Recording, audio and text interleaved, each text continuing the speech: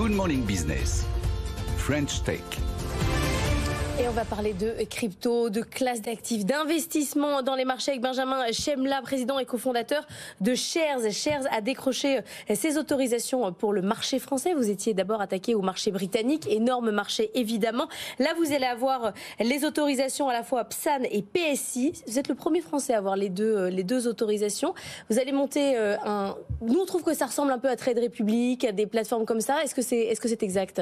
La comparaison m'honore. En tout cas, il fallait un acteur français. En voilà un. Shares. Donc on est ravis, on a travaillé longuement pendant 2 ans. Attendez, vous annoncez aussi la date de lancement en France du coup ce matin-là. Absolument. On va lancer au mois de juillet. Donc on va lancer une campagne dite de waitlist. Donc on va accéder à la plateforme à partir du 25 juillet. À partir du 17 et du 25 juillet, on va avoir notre première vague d'utilisateurs sur la plateforme. Et donc il fallait un utilisateur... C'est un scoop, Anthony. Bien sûr. Ouais. Mais c'est ça, c'est Trade Republic en version française, quoi. La comparaison m'honore puisque c'est une success story, Trade Republic. La différence, on va dire, elle est pas ténue. Nous sommes un réseau social. Donc nous avons à la fois la qualité de plateforme de trading, une plateforme française, donc vous l'avez compris, régulée en France, qui donne pour les actions et des pour actions, les cryptos. Des actions américaines, des actions européennes, des ETF et des cryptos. Donc on a un éventail assez large. À partir de 2 €, la totalité de nos produits financiers peuvent être fractionnés. C'est-à-dire que je peux mettre dès 1 € dans LVMH, dans Netflix ou dans un ETF. Et puis la deuxième particularité, c'est d'être un réseau social. Ça veut dire qu'en fait, on peut partager entre amis, évidemment entre contacts, son portefeuille et ses transactions. Et en plus, on peut accéder à ce qu'on appelle les premium investisseurs, c'est-à-dire des influenceurs quelque part, ou en tout cas des individus qui ont des performances incroyables en matière d'investissement, de performance de rendement, donneront accès à leur portefeuille et à leurs transactions, c'est ça ? Absolument. Au départ de Shares, on s'est aperçu qu'il y avait un problème plutôt de l'ordre de l'éducation, du manque de savoir de la plupart des utilisateurs, notamment jeunes. Pour autant, il y a une vraie appétence pour le trading, ça on le sait. Et donc on s'est dit comment résoudre ce problème. Donc d'un côté, une plateforme totalement régulée, totalement réglementée, qui offre accès à l'ensemble des produits, comme on l'a dit. Et puis de l'autre côté, une plateforme éducative qui permet de suivre des gens potentiellement plus sachants que soi, des experts, on va dire, ou des gens plus expérimentés, et de pouvoir voir leurs transactions en temps réel. C'est le volet social que j'explique.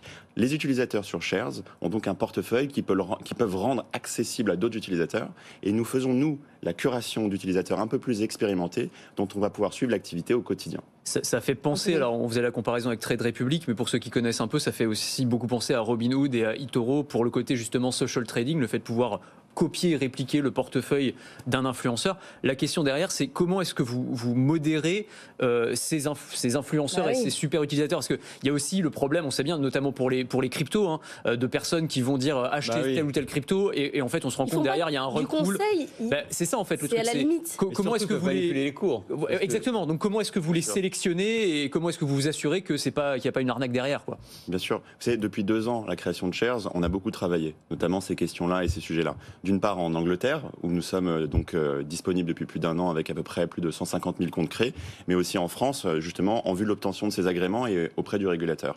Qu'est-ce qu'on a fait ? On a mis en place une modération. On a un département conformité en France qui va devoir approuver les différentes communications de ces influenceurs, comme vous le dites, de sorte qu'on va éviter l'écueil du conseil en investissement trop personnalisé. Nous, ce qui nous intéresse, c'est de savoir pourquoi une personne va faire une transaction, de comprendre le raisonnement derrière, l'appétence pour un produit financier ou pour une entreprise.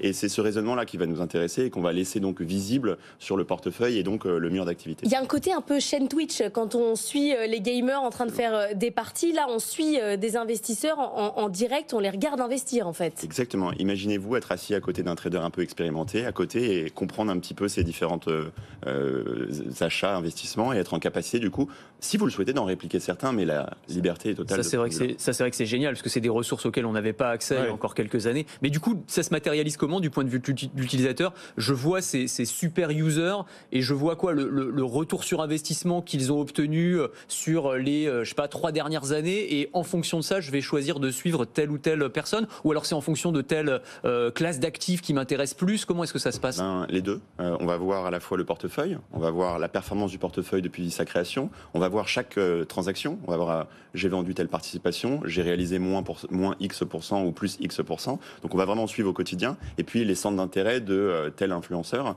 on va être en capacité de voir que par exemple on a Harry qui est un spécialiste de la crypto-monnaie, on a Catherine qui est une spécialiste plutôt de la tech aux États-Unis, etc. Et donc on va pouvoir arbitrer et en fait justement s'inspirer des uns et des autres et puis répercuter ou pas sur son propre portefeuille. Et vous en poussez certains, j'imagine. C'est comme sur Google. On fait une curation effectivement par thème. On essaie d'en avoir peu, mais d'avoir des gens sérieux et avec un réel savoir. Et comment on évite effectivement qu'une fois que l'opération a été réalisée par un super influenceur, il ne profite pas d'un engouement lié à ses followers qui vont acheter la même chose pour revendre derrière? C'est tout notre travail en compliance et en conformité, de nous assurer qu'on travaille avec des gens sérieux, qui respectent une charte et que l'on évidemment modère au quotidien. Et est-ce que ça veut dire que votre plateforme, en termes de frais, parce que c'est un élément important pour les investisseurs aussi, coûte plus cher parce qu'il y a quand même un service avec de la valeur ajoutée. Donc est-ce que ça se répercute derrière? On a un frais de transaction de 1 euro qui est le même sur l'ensemble de nos classes d'actifs et de 1,49% sur les crypto-monnaies. D'accord. Et c'est comparable à Trade Republic par exemple. C'est ça. Bon, et donc vous avez obtenu les autorisations, et donc 25 juillet, c'est parti. On arrive en juillet, donc en France, on a hâte. On a un public français qui avait hâte aussi d'avoir un acteur local, une fintech française régulée en France et qui opère en France. Donc on est prêt et on pense qu'il y a une opportunité de marché qui est considérable et qu'on va permettre de développer. Vous êtes appuyé sur une institution financière quelconque ou comme vous êtes juste dans le trading, il n'y a pas de... Non, on a eu la chance d'avoir le soutien d'un certain nombre de fonds d'investissement. On a levé près de 90 millions de dollars depuis notre création, avec notamment le soutien de Valar Venture, qui est le fonds de Peter Thiel, qui en France n'ont fait que 2 investissements.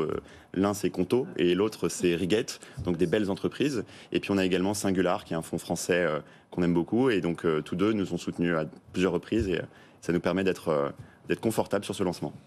Merci beaucoup Benjamin Chemla, président et cofondateur de Shares et cofondateur de plein d'autres choses, que vous avez créé beaucoup de boîtes, on ne va pas toutes les énumérer, mais c'était notamment le cas de Stuart. Merci d'avoir été avec nous.